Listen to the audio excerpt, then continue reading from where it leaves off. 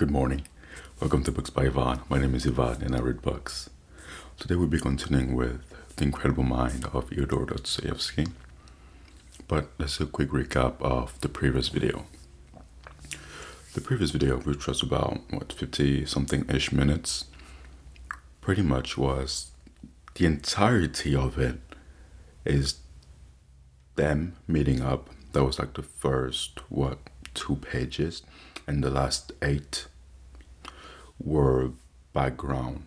The background of Fyodor Dostoevsky is pretty much telling her the type of character he is. That's what I mean by background. And in this chapter that I'm about to read, it's all about her. We get to dive into her background and we get to see, or at least get a glimpse of the kind of woman that she is, Miss Nastenka. I've been saying her name wrong, I'm pretty sure. If you guys know how to properly say it, please let me know. With that being said, ladies and gentlemen, make yourself comfortable, grab a cup of coffee, and let's dive together once more. This is White Nights by Fyodor Dostoevsky.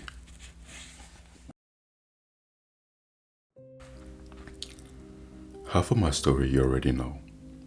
That is, you know that I have an old grandmother. If the other half is as short as this one, I interrupted laughing. Keep quiet and listen. First of all, a condition. You're not to interrupt me, or else I'll very likely get muddled. Now, listen quietly. I have an old grandmother. I found myself with her when I was still a very little girl. Because my mother and father had died, it's fair to suppose that grandmother had been richer at one time. Because even now, she recalls better day. It was she who taught me French and then later hired a teacher for me. When I was 15 years old, I'm 17 now. 17? Isn't Kafka 25 in this story? Wait, I'm gonna have to do a background check on that. But when I was 15 years old, the lesson stopped.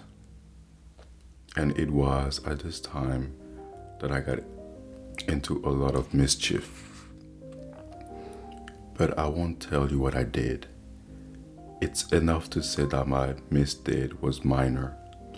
But grandmother called me one morning and said that since she was blind, she couldn't keep an eye on me.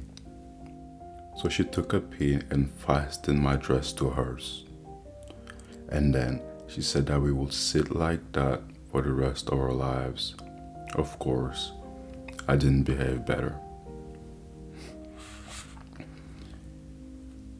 In a word, at first, it was quite impossible to get away.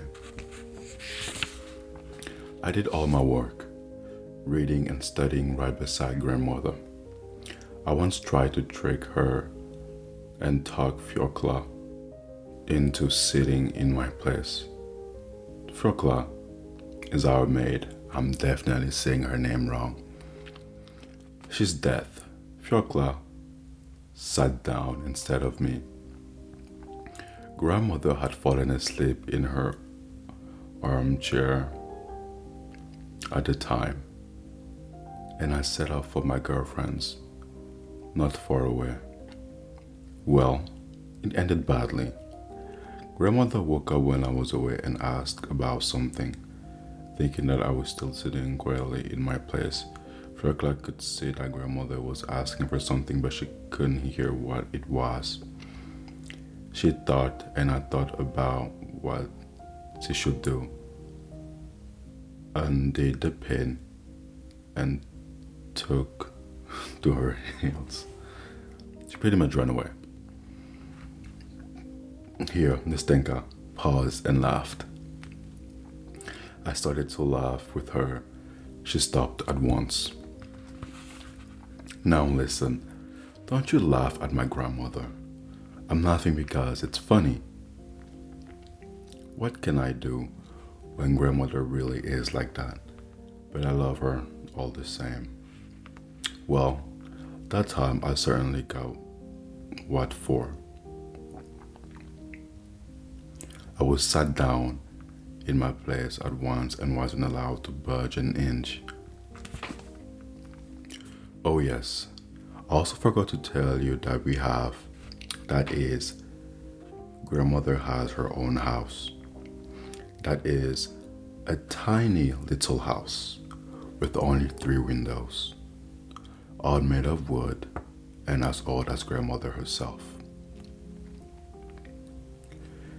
And there's an attic upstairs, and so a new lodger moved into our attic. Consequently, there must have been an old lodger, I noted in passing. Well, of course there was, Nastenka replied, and one who knew how to keep quiet better than you do. True. He could barely move his tongue. He was a little old man, withered, mute, blind, lame, so that it finally became impossible for him to live in this world and he died. Then we needed a new lodger because we can't live without a lodger. That together with grandmother's pension is practically our entire income. The new lodger, as luck would have it, was a young man, not from around here, from out of town. Since he didn't try to bargain with her, grandmother took him in, but later she asked, "So, Nastenka, is our lodger young or not?" I didn't want to lie. Now, I say, "Grandmother, it's not as though he's very young, but then he's not an old man." "Well, and is he good looking?" grandmother asked. Again, I don't wish to lie.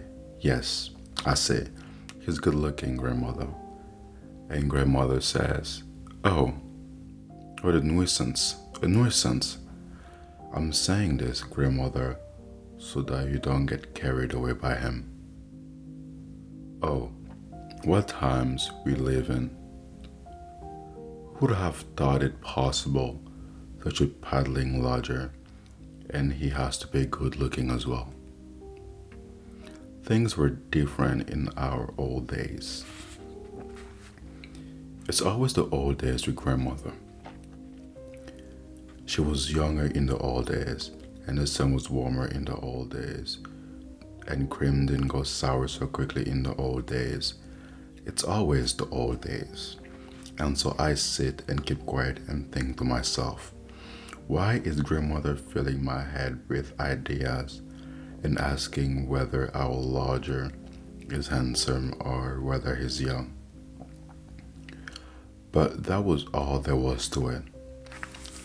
I just gave it a thought, and there and then began counting my stitches again. I was knitting stockings and then completely forgot about it.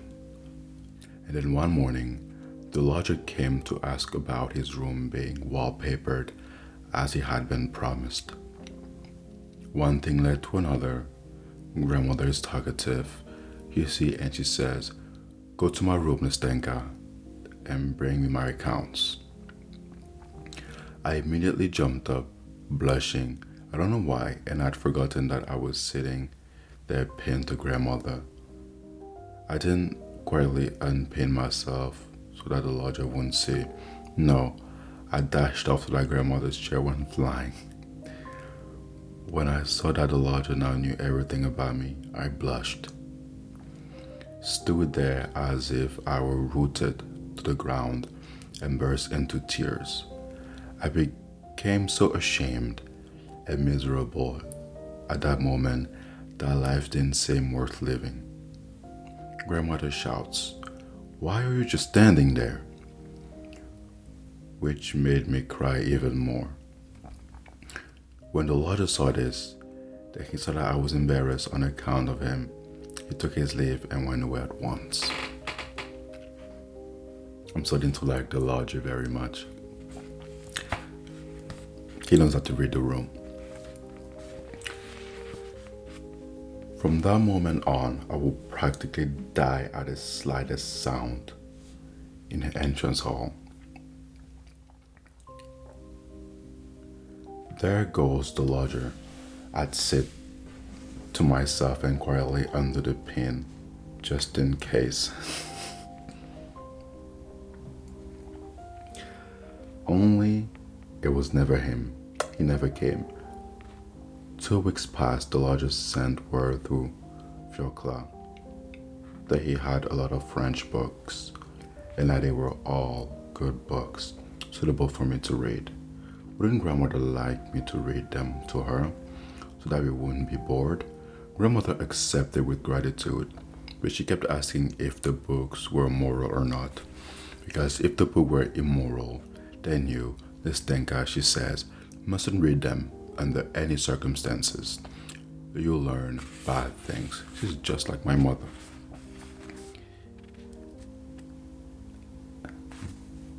And what will I learn, grandmother? What's written in them?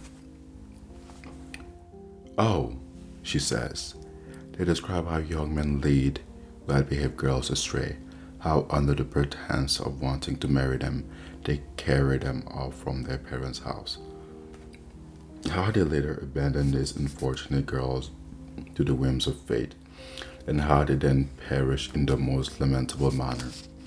I, grandmother says, have read a lot of books like that and everything. She says, it's so wonderful described that you sit up all night quietly reading. So you, Nastenka, she says, say that you don't read them. What kind of books? She asked as he sent. So in case you got lost in all that, she's pretty much asking what kind of book did she send.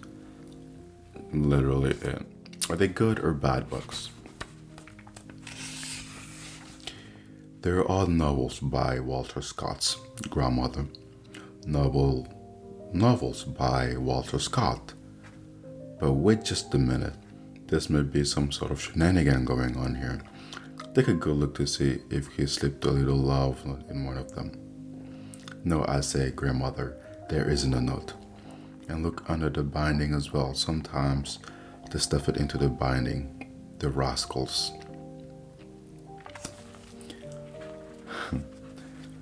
No, grandmother, there isn't anything under the binding either. Well, what did I tell you? And so we began to read Walter Scott.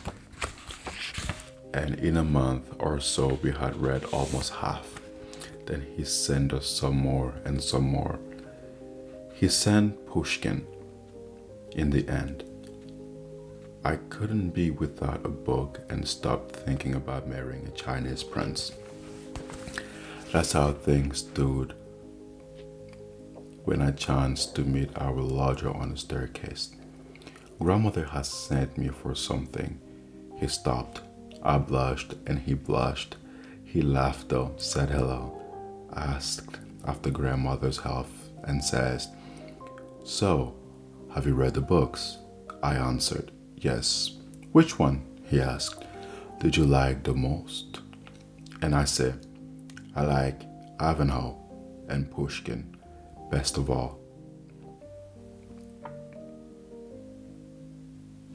And that was the end of it at the time. A week later, I ran into him again on the staircase. This time, grandmother hadn't sent me. I had needed to get something for myself. It was after 2, which was when the lodger would come home. Hello, he says. I answer, hello. Don't you get bored, he asks, sitting with your grandmother all day long? As soon as he asked that, I blushed. I don't know why. I became embarrassed. And once again, my feelings were hurt, evidently, because now others had begun asking questions about this. I wanted to walk away without answering, but I didn't have the strength. Listen, he says. You're a good girl. Forgive me for talking with you like this, but I assure you, I wish you well more than your grandmother does. Don't you have any girlfriends home? you can go and visit? I say that I don't have any, that there was one, Nastenka, but that she's gone away to scoff. Okay, it's spelled Pskov, scoff. Listen, he says, would you like to go to the theater with me? To the theater?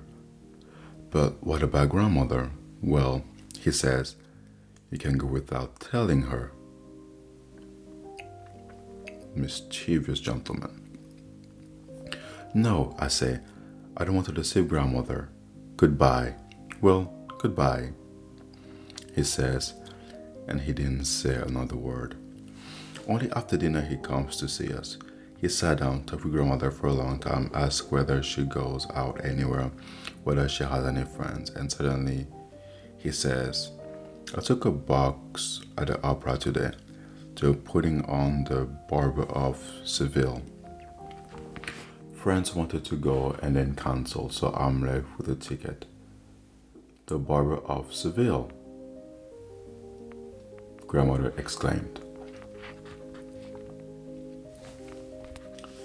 Is that the same barber they used to put in the old days? Yes, he says. It's the very same barber.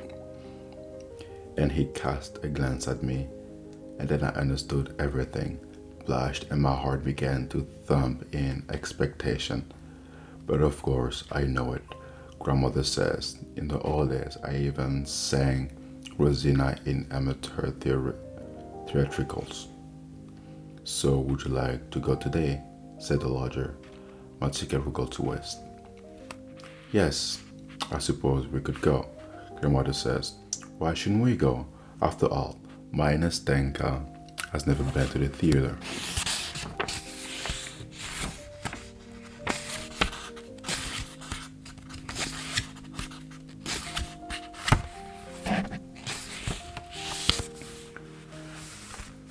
My goodness, what joy!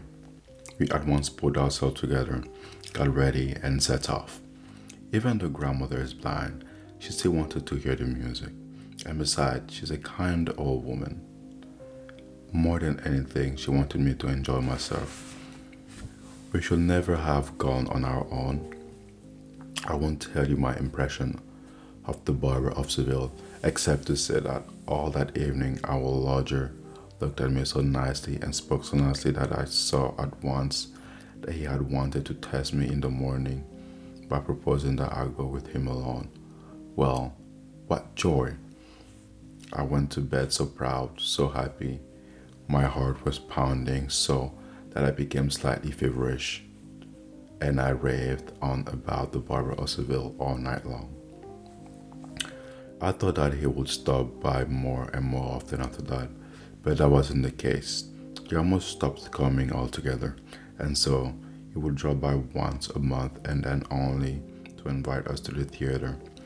We went with him again a couple of times, only I wasn't at all happy with this. I saw that he simply felt sorry for me because I was kept under grandmother's thumb. So, and there wasn't anything else to it. And then as time went on, something came over me. I couldn't sit still, and I couldn't read, I couldn't work. Sometimes, I would laugh and do something to grandmother out of spite, while sometimes I would simply cry. In the end, I grew thin and almost became ill. The opera season was over and the lodger stopped dropping by altogether. Whenever we would meet, always on that same staircase, it goes without saying he would bow so silently, so seriously, as though he didn't wish to speak, and then walk down all the way to the front door, while I was still standing halfway up the stairs as red as a cherry, because all my blood would rush to my head whenever we met. Now we're coming to the end. Exactly a year ago, in May, the lodger comes to us and tells grandmother that he has finished all his business and that he must return to Moscow for a year. When I heard this, I turned white and collapsed on the chair half dead. Grandmother didn't notice anything, and after announcing that he was going away, He took his leave and left. What was I to do? I thought and thought. I became more and more miserable, and finally I came to the decision. He was to leave the next day. And I decided that I would bring everything to a conclusion, that everything of the grandmother had gone to bed. And that's what happened. I gathered into a bundle all my dresses, as many and the clothes as was necessary, and with the bundle in hand, neither dead nor alive, I set off to our largest room in the attic. I think I spent an entire hour walking up the staircase. When I opened his door, he cried out upon seeing me. He thought I was a ghost and rushed to get me some water because I could scarcely stand on my own feet. My heart was pounding so that my head ached and my thinking had become confused. When I came to my senses, I began straight away by placing a bundle on his bed, sat down next to it, buried my face in my hands, and let loose floods of tears. He seemed to understand everything in an instant and stood before me pale, looking at me with such sadness that it broke my heart. "Listen," he began. "Listen, Nastenka. I can't do anything. I'm a poor man. I don't have anything yet, not a decent job. How would we live if I were to marry you?" We talked for a long time, but in the end, I worked myself into such a state that I said I couldn't live with grandmother, that I would run away from her, that I don't want to be pinned to her, and that if he liked, I would go with him to Moscow. Because I couldn't live without him. Shame and love and pride spoke in me all at once, and I collapsed on his bed almost in convulsions. I was so afraid of a refusal. He sat in silence for several minutes, then got up, walked over to me, and took me by the hand. "Listen, my dear, my sweet Nastenka," he began, almost through tears. "Listen, I swear to you that if I ever am in the position to marry, then you will certainly be the one to make me happy. I assure you that now only you alone can make me happy."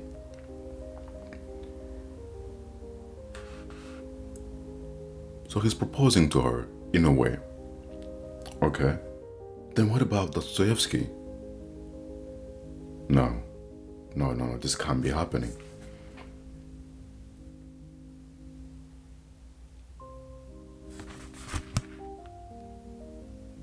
Before I jump into conclusion, let's go back to reading. "Listen, I am going to Moscow and will stay there for exactly 1 year. I hope to put my affair in orders when I return, and if you have not stopped loving me, then I swear to you that we will be happy. But this is impossible now. I can't. I don't even have the right to promise something. But I repeat, if this doesn't happen in a year's time, then it certainly will come someday.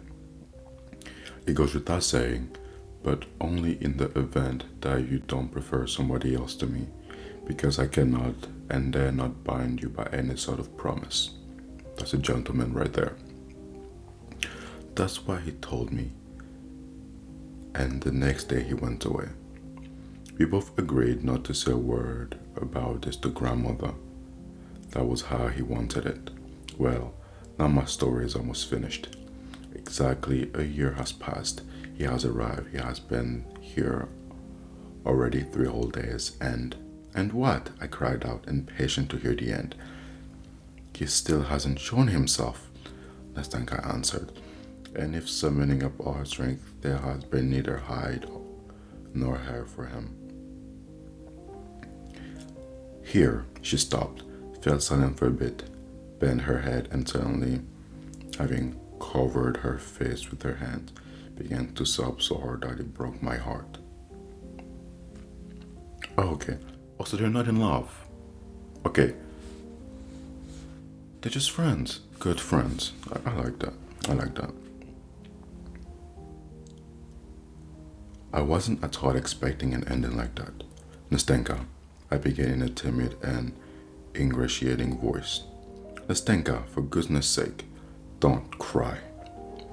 How do you know? Maybe he hasn't arrived yet. He's here, Nastenka rejoined. He's here, I know it. We made an agreement back then, on that evening before his departure, when we had already said everything that I've told you, and we had come to an agreement. We came out here for a stroll, right on this very embankment. It was 10 o'clock. We were sitting on this bench. I had stopped crying and I was enjoying listening to him talk. He said that upon his arrival, he will come to us at once, and if I didn't refuse him, then we would tell my mother about everything. Now he's arrived. I know it. And he hasn't come. He hasn't. Maybe he's shy. You never know. Maybe he saw you talking with Dostoevsky and he assumes that you two were together. But inevitably, it is his fault. He needs to come forward. And once again, she broke down in tears. Good heavens! Is there really nothing I can do to ease your sorrow? I cry out, jumping up from the bench in despair. Tell me, Nastenka, couldn't I at least go and see him? Would that really be possible? She said, suddenly raising her head. No, of course not. No, I said after giving it some thoughts. But here's what you could do. Write a letter. No, that's impossible. I couldn't do that, she answered resolutely. But she had already lowered her head and wasn't looking at me. How is it that you can't? Why can't you? I continued, taking up my idea. But you know, Nastenka, you need a certain kind of letter. There are letters and then there are letters. Oh. Nastenka, it's true.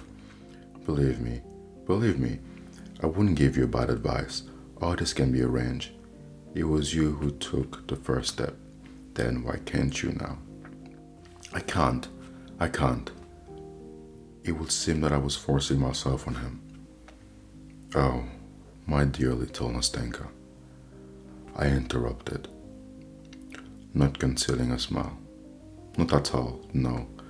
You, of course, have a right, because you promised to. And everything tells me that he is a delicate person, that he conducted himself properly.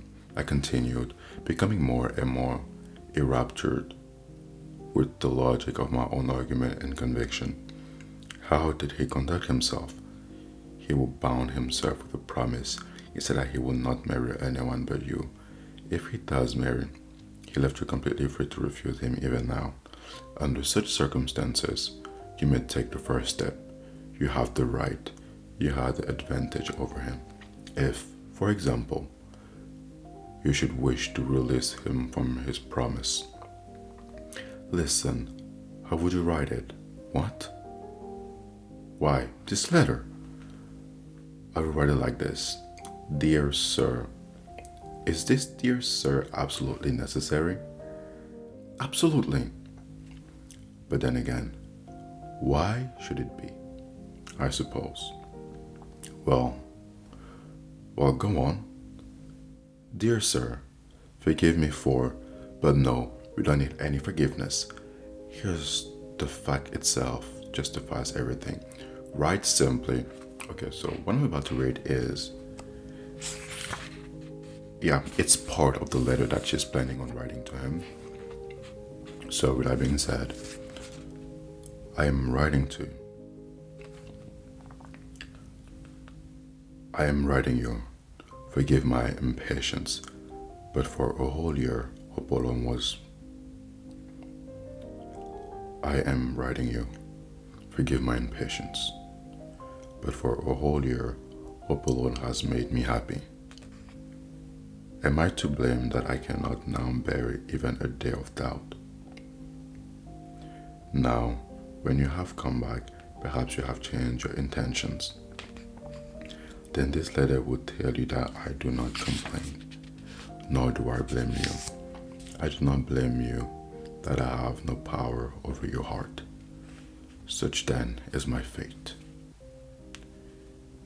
You are a noble person. You will not laugh and will not be annoyed at my impatient lines. Remember that they are written by a poor girl, that she is alone, that she has no one to teach her or to advise her, and that she has never been able to control her heart. But forgive me that thou should have crept into my heart for even a single moment. You are not capable of insulting, even in thought, the one who loved you so and who still loves you.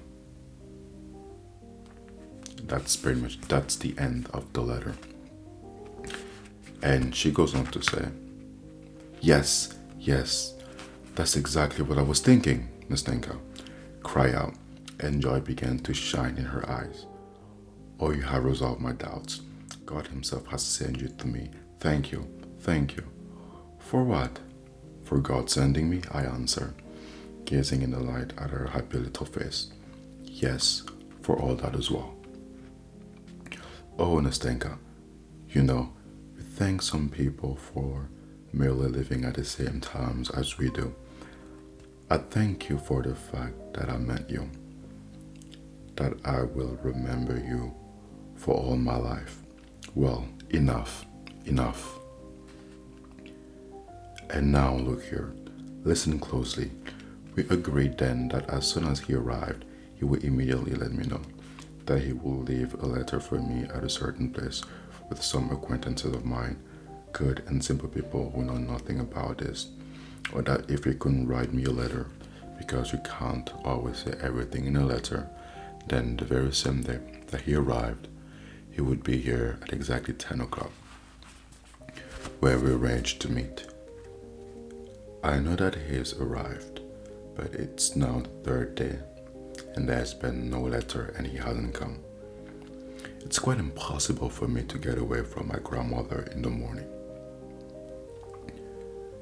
Tomorrow, give my letter to these same good people about whom I just told you. They will forward it, and if there's an answer, then you bring it yourself in the evening at 10 o'clock. But the letter, after all, you need to write the letter. So this will all probably be the day after tomorrow. The letter, Nastenka answered, a bit confused. The letter? But she didn't complete her thought. At first she turned her little face away from me, blushed like a rose, and suddenly I felt in my hand a letter that had evidently been written long ago, sealed and all ready to go. Some familiar, sweet, graceful recollection passed through my mind. Rosie. I began. Rosina, we both began singing. I almost embracing her in the light, and she, having blushed as only she could blush, laughing through her tears, which trembled like pearls on her black eyelashes. That is beautiful. This is a beautiful paragraph that I just read. Wow. Where's my highlighter when I need it? Well, enough. Goodbye now, she said, in a rush. Here's a letter for you, and here's your address to take it to. Goodbye. Until we meet. Until tomorrow. She firmly clasped both my hands, nodded her head, and flew away like an arrow down the lane. I stood there for a long time, following her with my eyes. Until tomorrow,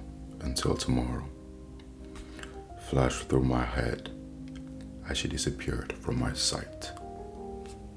And with that being said, ladies and gentlemen, it will be the end of the video, and we finally got to know the type of lady that Nastenka is. She made a promise to a gentleman that they would marry, I feel like this isn't going to go as planned for some reason. I feel like something is going to go wrong, but I don't want to jinx it. But I don't want this to be like a love triangle. I really don't. And if it is a love triangle, we all know who's going to win, right? We all know who's going to win.